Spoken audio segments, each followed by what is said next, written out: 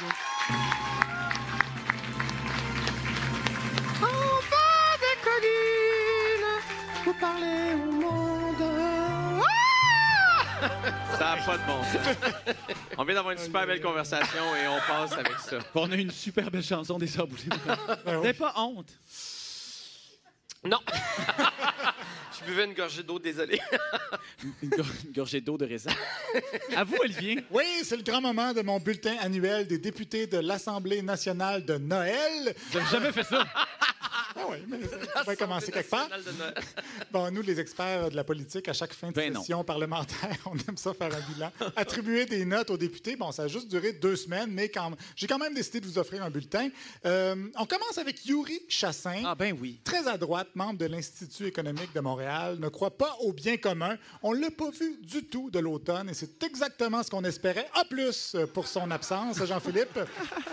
Éric Girard, maintenant. Ministre des Finances, il trouve, lui, que 15 $ par mois, c'est un montant significatif et il pense qu'en baissant les taxes scolaires, les propriétaires vont peut-être baisser le prix des loyers pour leurs locataires. Ah ben voilà! Yeah, right. Il a donc prouvé que c'était pas juste Québec solidaire, le parti des licornes, et il vient, par contre, d'hériter d'un surplus de 4 milliards et de 13 milliards en péréquation. Je lui donne donc la cote AA chez Moody's, avec une perspective stable. François Legault jouait d'audace en essayant de nous faire croire que c'était audacieux de faire les mêmes choses que les libéraux avaient fait auparavant. Par contre, il est tombé en bas de sa chaise à l'Assemblée nationale, littéralement, pouf, sur le derrière. Et pour ce plongeon, je lui donne 9,7 sur 10. Simon Jolin Barrette. Ah, c'est notre petit Simon, on l'a reçu ici. Ah oui, le charismatique Simon. C'est 100 livres de... C'est ça. Allez. Charisme. Il est allé... des commentaires sur le physique des hommes. Mais non, mais c'est un tout petit, c'est pas vrai. Voyons. Ben lui, il est allé de l'avant avec son projet de couper le nombre d'immigrants que le Québec accueillera. Une mesure qui changera à peu près rien. Passer de 50 000 à 40 000 immigrants, ça fait pas un pli sur la poche de notre démographie, selon les experts. Mais ça permet à la CAQ de dire qu'on ne va pas couler à cause des immigrants. Par contre, lui, je le fais couler. Je lui donne 53 %. François Paradis, nouveau... Ça me rappelle le cégep. Oui, c'est ça. Ah, vous êtes rendu là quand même. Quand même. Ah, bravo. J'étais concierge à Maisonneuve. François Paradis, le nouveau président de l'Assemblée nationale, il s'adresse à la caméra quand il parle et il espère que regarder la période de questions, ça devienne cool. Ça m'étonnerait.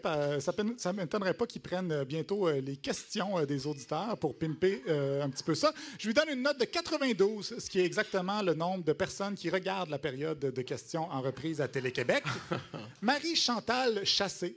L'avez-vous vu intervenir à l'Assemblée nationale, Jean-Philippe? Malheureusement, j'ai raté ça. Chiche taouk. Wow! Bravo, les garçons! Les comédiens québécois. Hey. Je voulais lui donner un D à Marie-Chantal, mais j'ai décidé de récupérer le tiret qu'elle n'utilise pas dans son prénom. Ça fait donc D-. Wow! À Sol Zanetti qui lui demandait de nommer un seul expert qui trouvait que c'était une bonne idée de construire un 3e lien, François Bonnardel a répondu « Peu importe, il en faut un, c'est notre opinion. » Je lui donne un E. Et si vous me demandez des faits pour justifier ma note, je vais vous répondre « Peu importe, c'est mon opinion. » Gaétan Barrette a tweeté suite à la mise à jour économique de François Legault, je cite « Autre recul de la CAQ, François Legault annonce formellement qu'il s'écrase devant la Fédération des médecins spécialistes. Pas de récupération du 1 milliard dans ce mandat. Les médecins spécialistes sont en liesse. » Fin de la citation. Alors, il reproche à Legault de ne pas annuler l'entente qu'il a lui-même signée comme ministre avec l'organisation dont il était lui-même président auparavant. Je lui donne la médaille d'or du cynisme. Jean-Philippe, Lionel Carman, lui, il a fait monter l'âge minimum pour consommer du cannabis à 21 ans. Il a déclaré qu'il ferait la même chose avec l'alcool si c'était possible. En fait, selon lui, ça devrait être 25 ans, l'âge minimum. Les Hells Angels lui donnent la note de 100 %.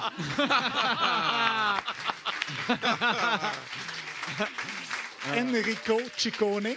Hey, comment il va, Enrico? Ben, il n'a pas encore cassé aucune gueule à l'Assemblée nationale. Je lui donne 2 minutes pour avoir retardé le match. Bravo. Geneviève Guilbeault, elle est clairement la Véronique Yvon de la CAQ. Je lui donne donc A+. Véronique Yvon, elle est clairement la Véronique Yvon du PQ. Je lui donne D+. Jonathan Julien, pas facile de passer de conseiller municipal à ministre des Ressources naturelles. Il est un petit peu mêlé dans le dossier Apouillat. Je lui donne la note de H pour qu'il puisse le rajouter à son nom, Jonathan 40 ans, pas d'âge, franchement. Hey, voyons! Hey, Louis Lemieux. L'avez-vous vu, Louis Lemieux? Ben, dans le temps qu'il faisait de la TV. Oui, mais moi non plus, je ne l'ai pas vu cette session-ci. On le voit encore moins que quand on ne le voyait plus dans les médias. Alors, je lui donne 5 étoiles. Catherine Dorion, tuc agencé à la botte, hoodie bien ajusté, pantalon aux couleurs de saison qui font ressortir la couleur de ses yeux A+. Bravo! Alors que c'est comme ça qu'il faut vous évaluer maintenant. Bravo! Ça, c'est drôle. Nancy Guillemette, vous la connaissez? Non! C'est celle qui a été élue lundi dans Robertval. Ah ben oui. Elle était jusque-là directrice générale de l'organisme Santé mentale Québec-Lac-Saint-Jean. Elle va sûrement avoir quelques cas de santé mentale à gérer dans la députation caquiste. Un parcours sans faute jusqu'à maintenant pour Mme Guillemette. Je lui donne donc A+. Alors voilà, c'était mon bilan de l'automne. Félicitations, félicitations. La misère. Félicitations à nos députés. On se souhaite beaucoup de démocratie en 2019. Ah, merci, Olivier, franchement. Ça, c'était la dernière chronique du Olivier 2018. Je le sais. Moi, ben je non. ne peux pas croire qu'on va vivre avec l'Olivier de 2019. J'ai assez peur. Pour vrai, parce que l'Olivier de 2012 a été comme correct. Ouais. Et de 2013 à 2017, ça a été l'enfer. Et 2018, ça a été un bon Olivier. Ouais. Alors, qu'est-ce qui nous guette en 2019? Je ne Ah. sais pas. Et on se croise les doigts. Boîte En à attendant, surprise. on va se laisser sur